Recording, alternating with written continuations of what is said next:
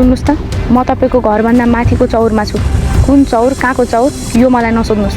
तपाईँ जन्मिएर हुर्केको ठाउँ हो, तपाईलाई नै थाहा होला। मलाई तपाईसँग तुरुन्तै केही कुरा गर्नु छ। तपाईँ यहाँ आइहाल्नुस् त। भन लक्ष्मी, तिमीले मलाई यहाँ के भन्न बोलाएको?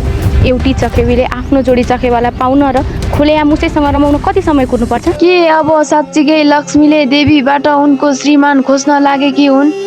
हो दर्शकबिन, राम हरि बेसीको निर्देशनमा दैनिक रूपमा बुढा सुब्बा डिजिटल युट्युब च्यानलबाट प्रसारणमा आइरहने नारी सिरियल यति बेला झन् चर्चाको विषय बनिरहेको छ।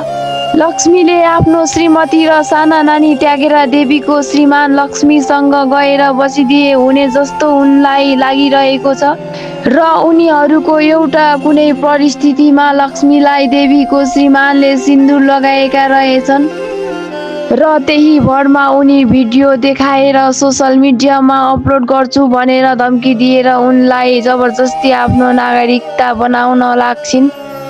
तर यो कदापि पनि हुन सक्दैन, किनकि देवीका श्रीमान आफ्नो श्रीमती र सन्तानलाई छाडेर अरूसँग रमाउन सक्दैनन् र त्यो लक्ष्मीको बुबा आमालाई सबै सत्यता थाहा हुनै पर्छ र उनीहरूको विवाह कुनै एउटा परिस्थितिमा नाटकको रूपमा भएको भनेर प्रमाण हुनुपर्छ र देवीको श्रीमान एउटा छोरा मान्छे भएर यति साह्रो डराउनु पनि त भएन नि।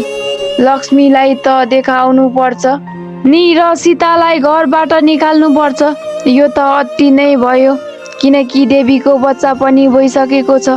धेरै डाक्टरकामा त आउँदा उनीहरूको धेरै दुःख कष्टको निम्ति उनीहरूको खुसियाली फर्किएको थियो, तर फेरि लक्ष्मीले खोसेर लाग्नलाई खोज्दैछिन्।